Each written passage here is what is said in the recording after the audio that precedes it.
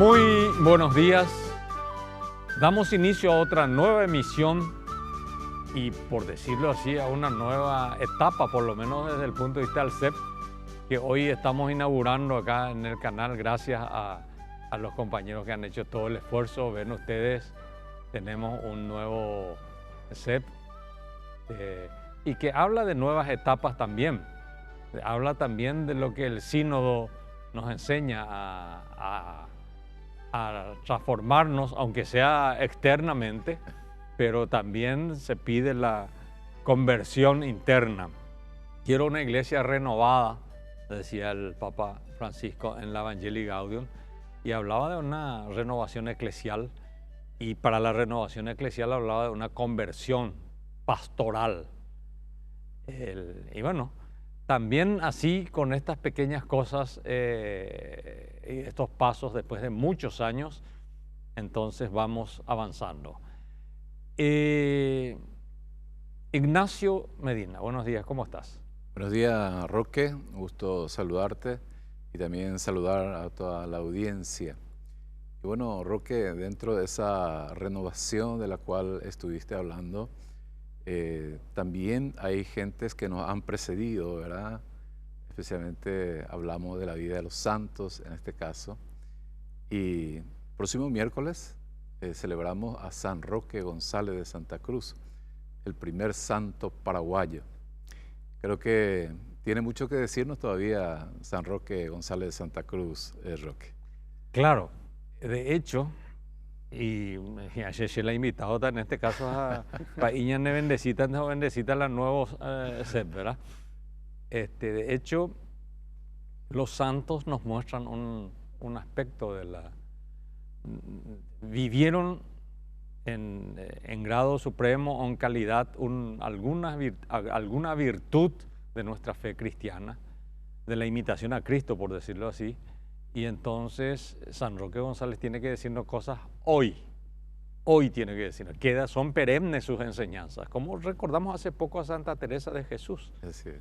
Entonces, hoy le tenemos a un gran amigo que hace años se ausentó del país, volvió ahora, ya estuvo en el programa en algunas oportunidades, el padre Alberto Luna Pastore. Él es sacerdote jesuita. Alberto, buenos días, gracias por venir al programa. Hola Roque, un gusto saludarte, compartir contigo, con Ignacio aquí en este espacio ya familiar, aunque hace mucho tiempo que no estoy por acá, ¿verdad?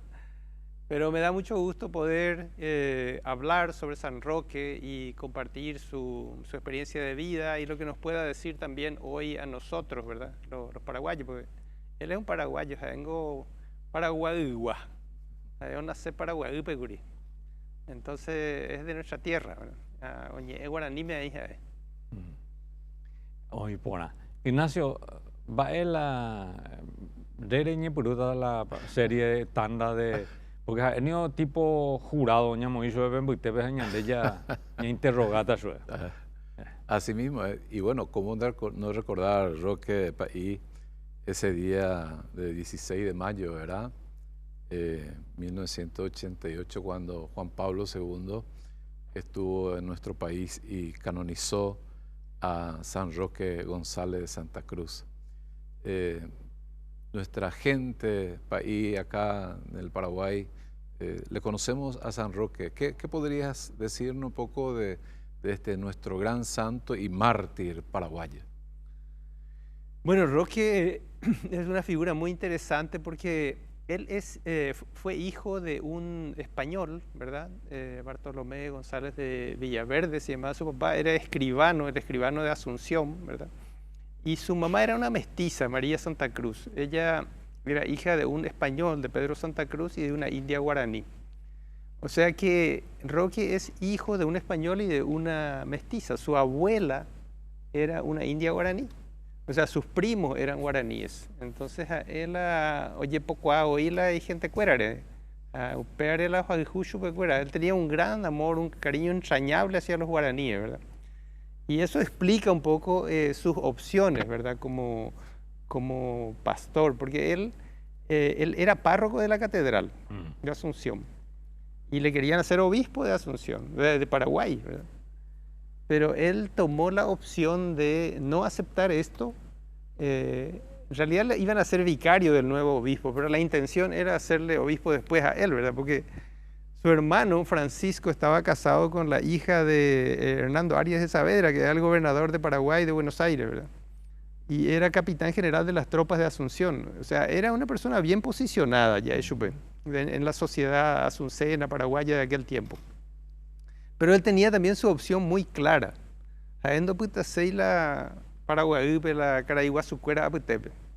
Adeo José, Amoca, Huipe, o Topá, Janguala y pariente cuera, hay gente cuera guaraní. Quería entregar su vida y su sacerdocio al servicio de la causa indígena. Y eso fue lo que hizo, ¿verdad?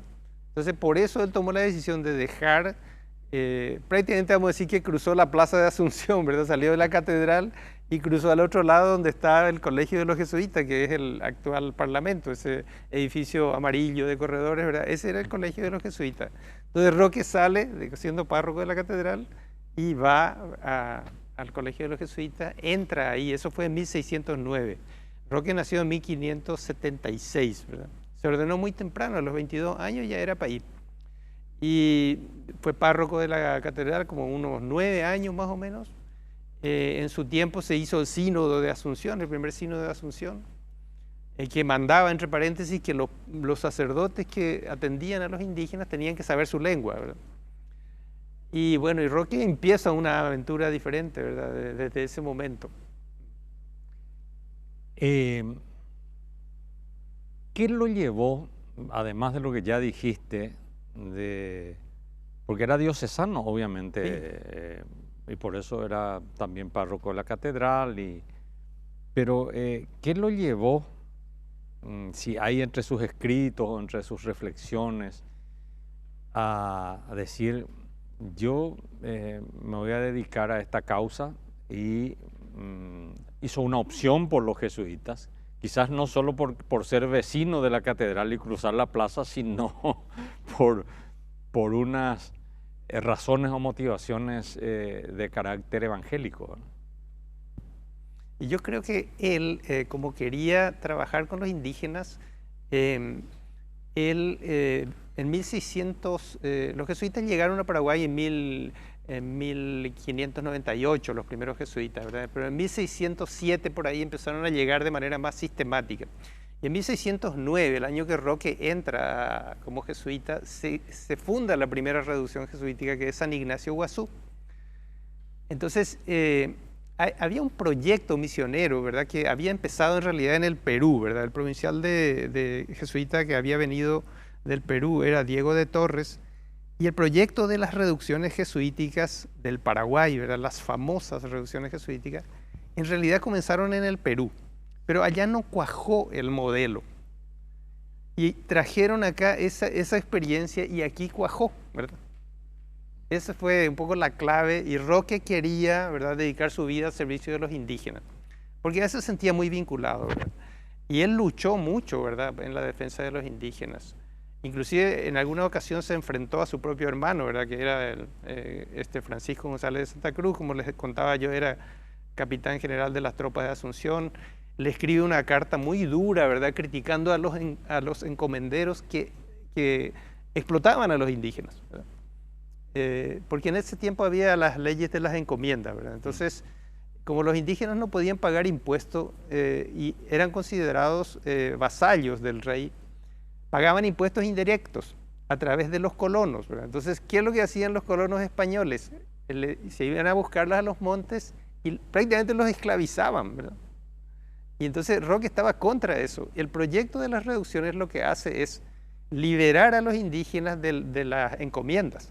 Y por eso es que los encomenderos, ¿verdad?, estaban contra los jesuitas, ¿verdad?, porque les sacaban su mano de obra no barata, gratuita. Y construían pueblos en donde los indígenas podían vivir, trabajar sus propias tierras, ¿verdad?, ser independientes del sistema colonial de esclavitud prácticamente. Cuando estás diciendo, Alberto, me estoy imaginando nomás, los indígenas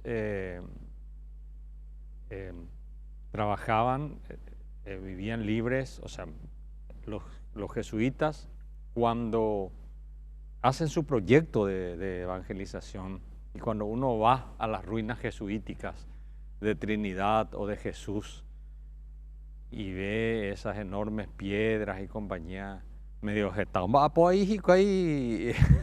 Sí. O sea, había un régimen de trabajo bastante exigente también en las Sí. reducciones jesuíticas.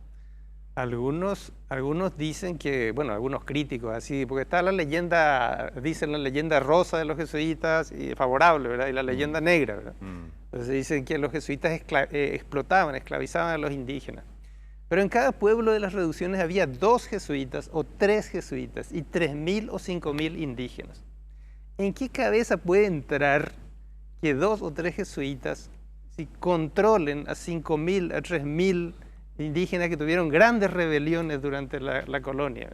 Si estaban ahí eran porque querían y porque se sentían, ¿verdad?, que tenían un espacio de dignidad donde tenían sus propias casas que ellos mismos construían, tenían sus tierras donde trabajaban, podían estar seguros.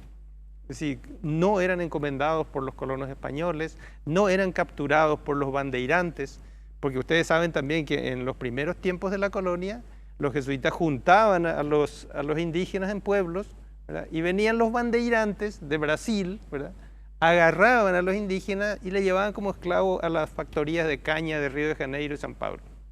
Y mango, vea, hoy coma de allá. Entonces no es un cuento nuevo, ¿verdad? y claro, entonces los indígenas que estaban en la selva estaban amenazados de ser cazados como esclavos, ¿verdad? Porque la corona portuguesa no reconocía a los indígenas como vasallos del rey. No tenían no eran personas civiles para la colonia portuguesa. Para la colonia española sí, pero la contrapartida era que ellos tenían que trabajar para los colonos. O sea que Dailao y Guayayá.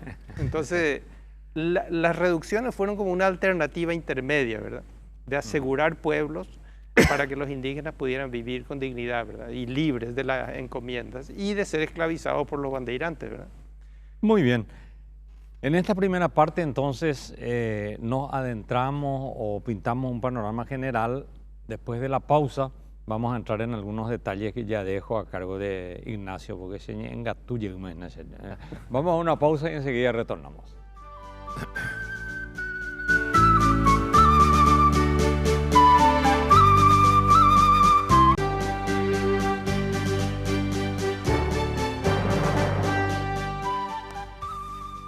Estamos en esta propuesta de cada domingo que se denomina Esto dice la Iglesia, de la Arquidiócesis de la Santísima Asunción y de Telefuturo, para sus canales en todo el territorio de la República.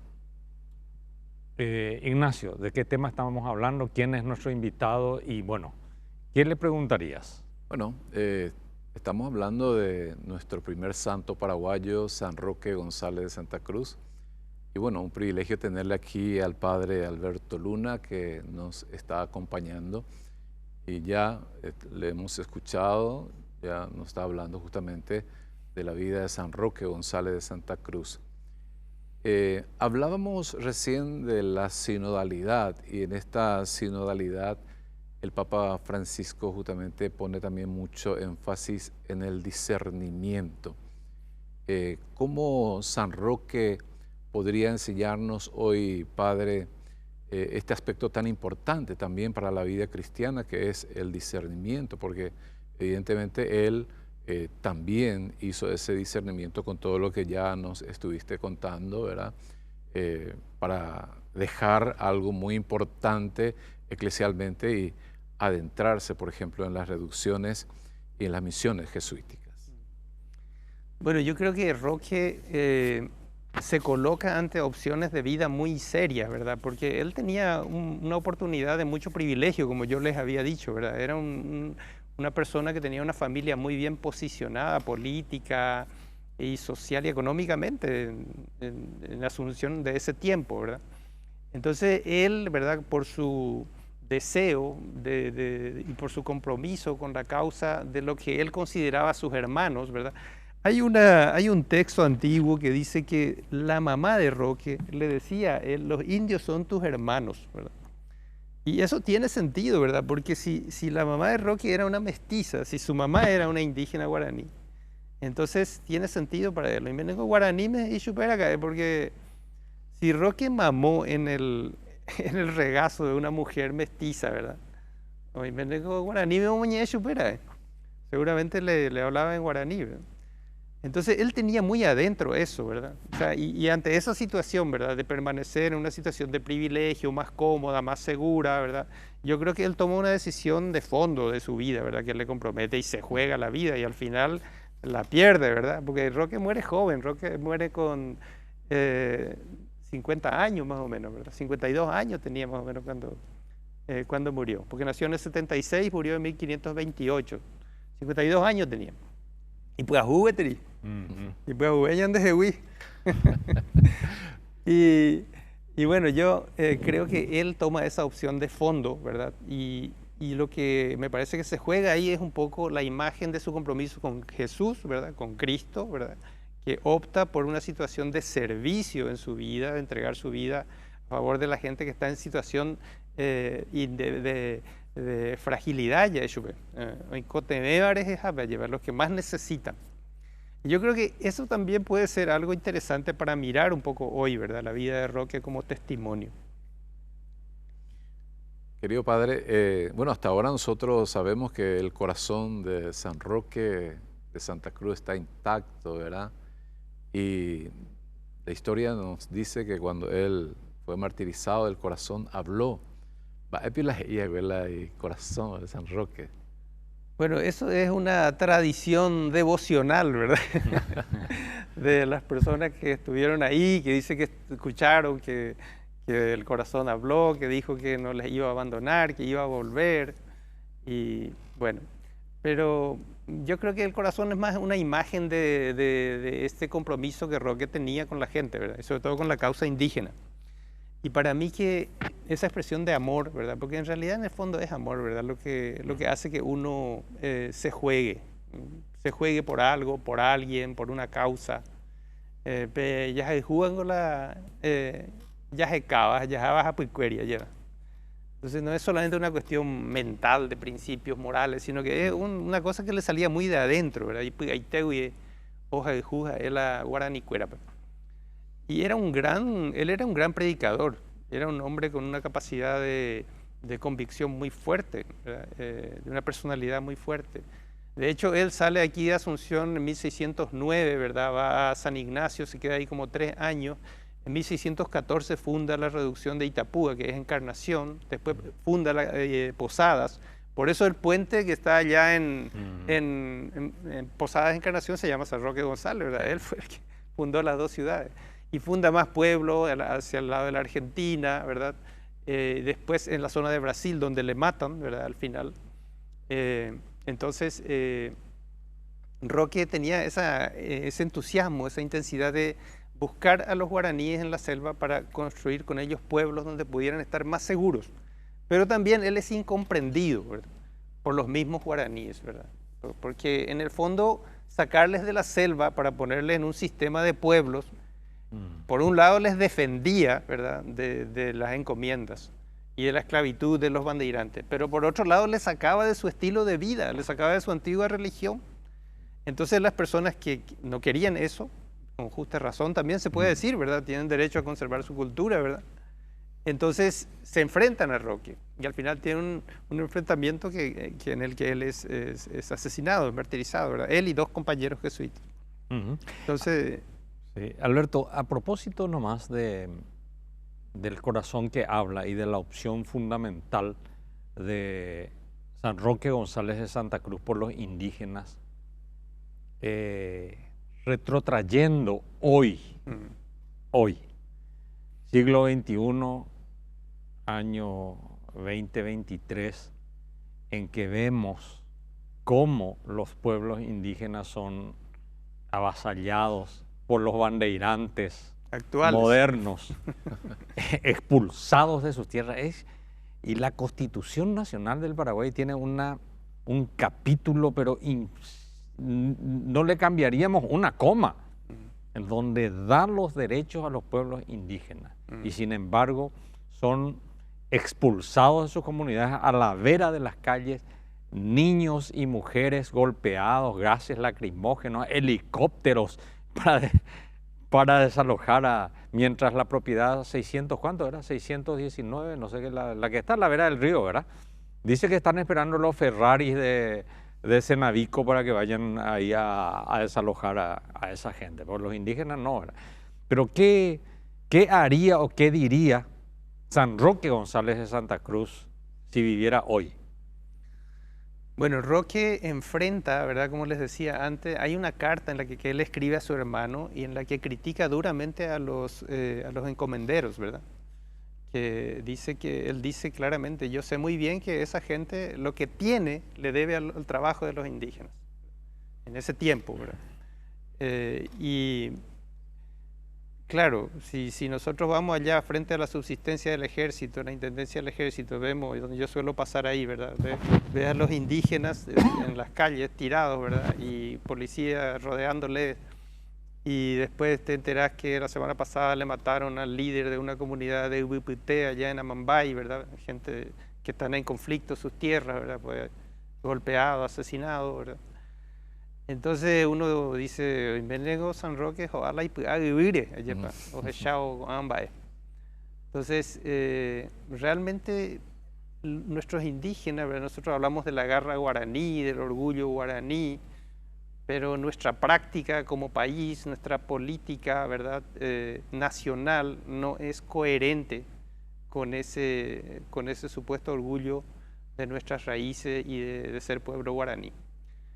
Porque los indígenas están como siendo expulsados sistemáticamente de sus tierras, ¿verdad? Negados en sus derechos, a veces propiedades tituladas, sobretituladas, ocupadas, vendidas, revendidas, ¿verdad? Entonces, creo que el testimonio de San Roque puede ser como un grito para nuestra conciencia hoy, ¿verdad? Para decir, bueno, ¿cómo es que llegamos a este punto como país, como sociedad, ¿verdad? A tener esa insensibilidad, esa violencia, ¿verdad? Ese avasallamiento de los pueblos indígenas que están no todos, ¿verdad? Algunos se han consolidado, ¿verdad? Pero varios de ellos están en una situación precaria, indefensa, miserable si se quiere, ¿verdad? Cuando vemos en las calles, ¿verdad? Entonces, es muy doloroso. Yo creo que la memoria de San Roque nos tiene que desafiar en ese sentido, ¿verdad? Como iglesia, como país, como cristianos, ¿verdad? Ante estas situaciones que claman al cielo, ¿verdad? Ignacio. Sí, de hecho este miércoles se celebra el Día de San Roque González de Santa Cruz. Hay varias comunidades que lo van a celebrar. Específicamente allá Dimabel, por ejemplo, tiene también como patrono a San Roque González de Santa Cruz. ¿Qué celebración se está preparando a nivel de los jesuitas para esa fecha tan importante? Bueno, normalmente lo que solemos hacer es que la reliquia de San Roque recorre durante los novenarios. Entonces las capillas suelen pedir a la parroquia de Cristo Rey, donde está la reliquia de San Roque, que se visite un día del novenario. Ese día del novenario, de la fiesta, hay una misa a la mañana temprano, una misa a la tarde, también hay unas celebraciones, ¿verdad? Pero durante el novenario, en noviembre, lo que hacemos es que visitamos a las capillas o a las parroquias que tienen como patrono a San Roque con la reliquia. Es un novenario, como Roque era un correcaminos. A ver, ¿dónde putaiba tenías andaba ya? O corre a Pepe, fundaba un pueblo aquí, se quedaba 3 años, venía otro jesuita, o puntea, ¿verdad? Abriendo camino. Era un... O abrir picada. Sí, pero ¿y qué es, verdad? Entonces, un poco esa idea, mantener esa idea de que Roque es un peregrino, ¿verdad? Que visita a la gente, visita al pueblo. Eso es lo que estamos impulsando. Qué bueno. Va, Ignacio. En el tema del sínodo, se ratificó la opción preferencial por los pobres, Alberto. De alguna manera, la opción de Roque fue la opción por los pobres, no por los ricos. Por eso dejó la Catedral de Asunción y se metió en los montes, ¿verdad? ¿Qué reflexión te merece en ese sentido, y ya como en los 2 minutos finales del programa, por decirlo así, Roque, su aporte, el sínodo, la opción por los pobres? Bueno, yo creo que Roque, bueno, ya hablamos de cómo él hace una opción de vida, ¿verdad? En favor de una causa que él consideraba justa y de las personas a las que él se debía, ¿verdad? Como pueblo. Y él va junto a ellos, o sea, va al encuentro de ellos. Eso es muy importante, ¿verdad? O sea, no se queda, digamos, instalado, sino que va al encuentro de ellos y con ellos construye un proyecto, ¿verdad? Un proyecto que contempla toda la vida, que tiene que ver con la vida, el trabajo, la lengua, ¿verdad? La educación, la fe, ¿verdad? Un trabajo, digamos, que contempla todas las realidades de las personas, de la familia, de su cultura, ¿verdad? Entonces, dentro de la mentalidad que él tenía y de las posibilidades que él tenía, vamos a decir así que él construye un proyecto de vida para las personas, ¿verdad? No es una cuestión asistencial nomás. Y por algo, ¿verdad? No está mal que viene un indígena en la calle y yo le doy algo. Y por algo, ¿verdad? Peor es no darle nada, ¿verdad? Pero Roque lo que nos habla es de construir un proyecto de vida, ¿verdad? Sostenible, para que la gente pueda mantenerse en el tiempo con dignidad, con trabajo, con su familia, en su tierra, ¿verdad? Ese es, me parece a mí, que el legado y el desafío, ¿verdad? Para nosotros como pueblo, como país, ¿verdad?